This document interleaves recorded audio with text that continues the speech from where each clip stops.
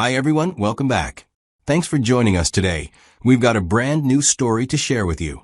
So let's begin. My name is Maxwell. When my wife went on a dinner date with my boss against my wish, I packed my things and vanished. But here's how it all went down. My wife, Chelsea, is kind of the opposite of me. While I am more reserved by nature, she's outgoing and charismatic.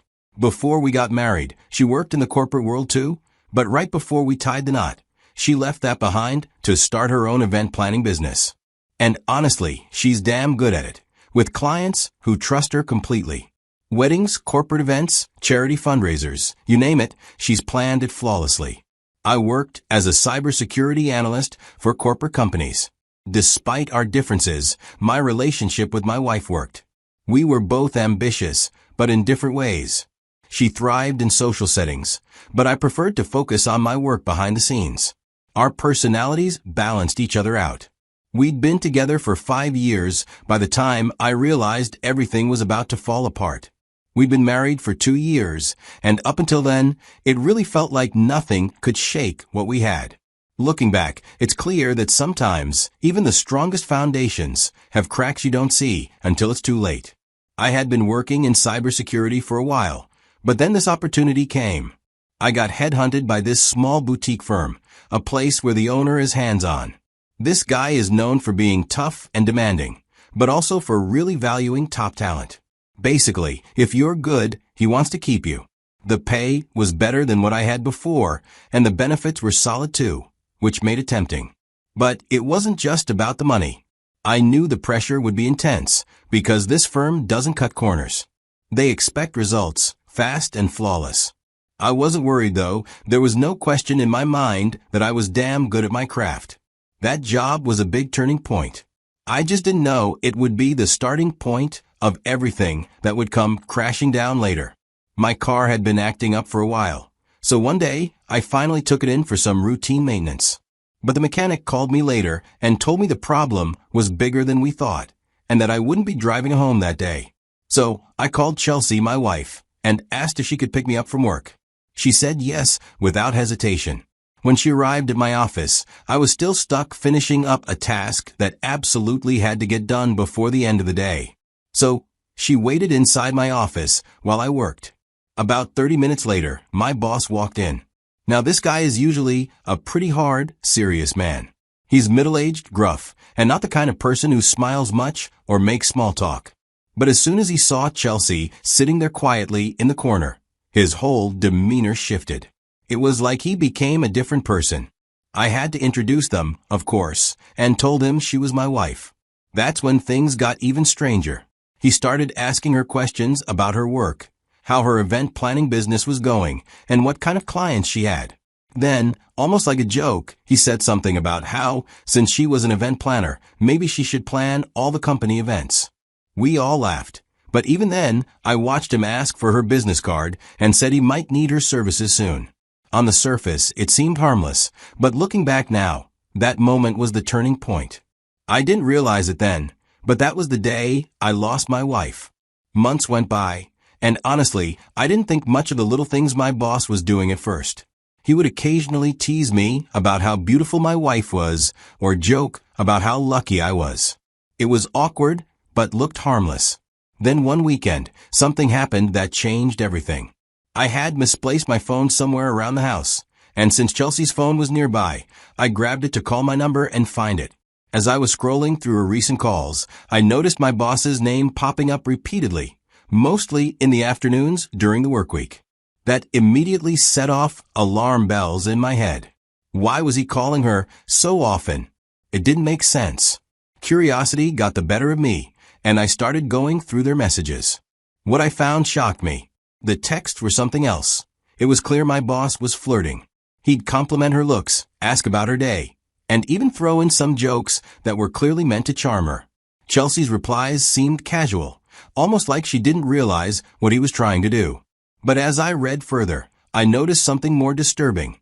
When the flirting didn't seem to work, he changed his approach. Suddenly, he was all about business opportunities, promising to bring her clients and gigs.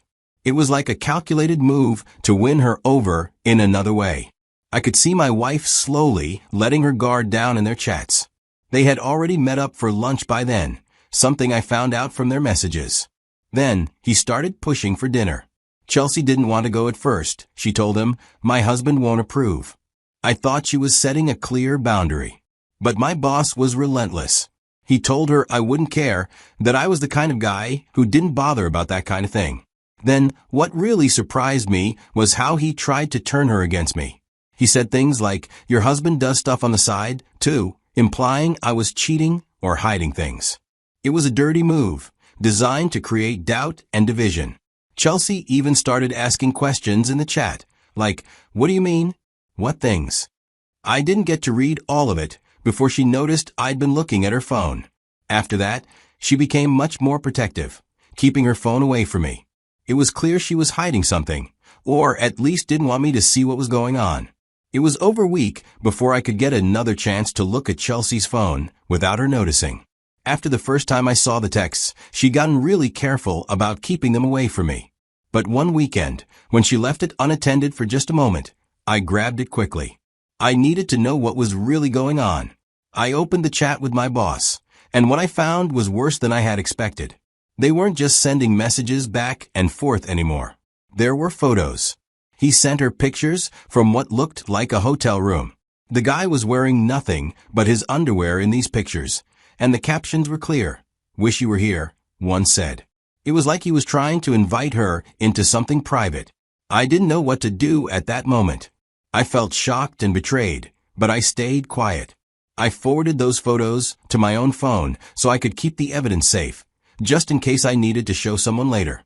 I also took screenshots of some of the conversations that showed my boss going out of line.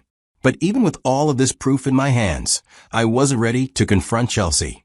I wanted to figure out how to handle this without making everything explode. So, I put her phone back like I hadn't touched it.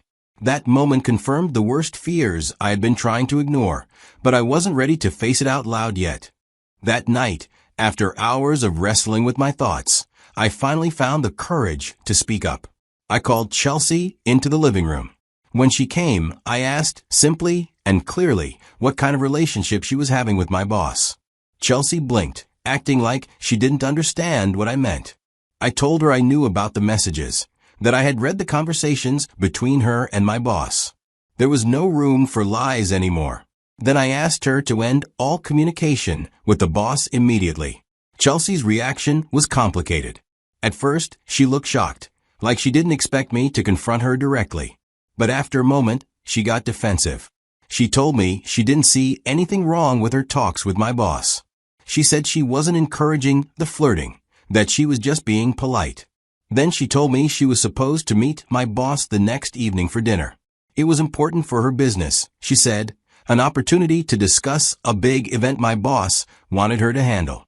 When I told her she should cancel, she pushed back hard. She said I was overreacting, calling me controlling for trying to tell her what to do. According to her, the dinner was strictly professional, and my insecurity was getting in the way of her career. She made it clear she wasn't going to cancel the plans just because I was uncomfortable. I told her straight up that if she decided to defy me and go to that dinner, she shouldn't expect to come back to me. There was no room for negotiation. After that, Chelsea didn't say a word. She just went to bed. The next day, my wife, Chelsea, acted like we were quarreling all day. Then, during the evening, Chelsea stood in front of the mirror, slipping into a tight black dress. I remembered when I first complimented her on it years ago. She turned to me, smoothed down the sides of the dress, and asked, "Do I look good?" I looked at her without saying anything. She was about to go out. After the conversation we had the night before, when I told her how uncomfortable this dinner made me, especially given the man she was meeting was my own boss. She didn't wait for my answer. She grabbed her bag, gave one last glance in the mirror, and walked out the door without looking back. The moment the front door closed behind her, I sat there, trying to keep myself from spiraling. After about an hour or two, a notification buzzed in. It was from my boss. I opened it. You couldn't even stop her from coming to spend the evening with me. I froze, knowing exactly what this text meant. He was mocking me. Like Chelsea was a prize to be stolen, and I was the fool too weak to protect what was mine. That message just confirms my fears. That man had been pushing boundaries for months, and now he was basically spitting in my face. And Chelsea walked right into it.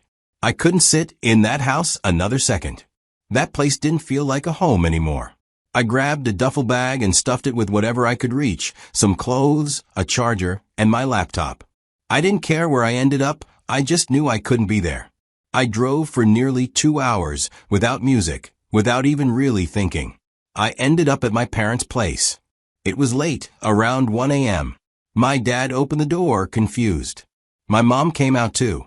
They didn't press me. I kept checking my phone, every few minutes, waiting for a message. A missed call. Anything. But the screen stayed dark.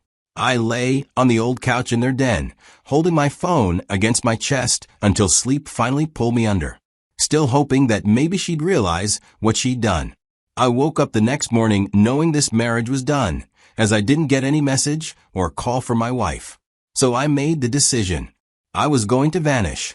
I've always had this quiet dream of living outside the United States, but it was unrealistic because of my wife and the potential family we hope to have. But now, I had no reason to stay. The first thing I did was open the banking app of our joint savings account we had put away for our future home. I transferred it all out. Next, I logged into our investment account. We had a modest portfolio, some mutual funds, a few stocks. I sold it all off. Market timing didn't matter to me. Within an hour, I had transferred every dollar into an international account I'd opened. I wasn't looking back. That morning, I booked a one-way ticket to Mexico. But before I left, I had one last thing to do. On the flight, as the plane taxied down the runway, I opened a folder I had kept for weeks containing screenshots of late-night chats between my wife and my boss. With photos my boss sent to my wife, too. I attached the files to a message I dropped into the company group chat. I didn't write a caption. I let the screenshots speak for themselves. Then I turned my phone off. When the plane finally touched down in Mexico, I turned my phone back on once I got through customs. But once the screen lit up, the notifications hit like a wave. Dozens of messages poured in, text after text from Chelsea, my boss, and a few colleagues. The whole situation had blown up. The first message I opened was from my boss. Or rather, former boss. He sounded panicked, like he was trying to get ahead of a story, but it was already out of his control.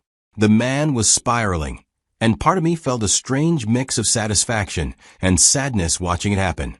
Then there were the messages from Chelsea. Wall after wall of texts, starting with confusion. Where are you? Why won't you answer?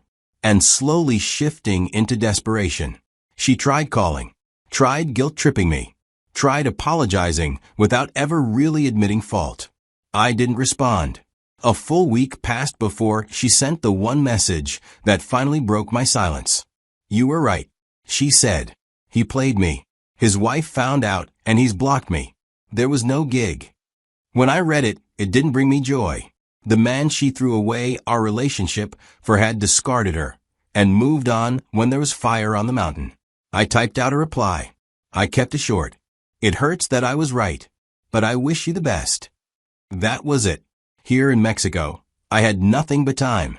I started freelancing online, using my cybersecurity background to build websites, fix security holes, and consult for small businesses remotely.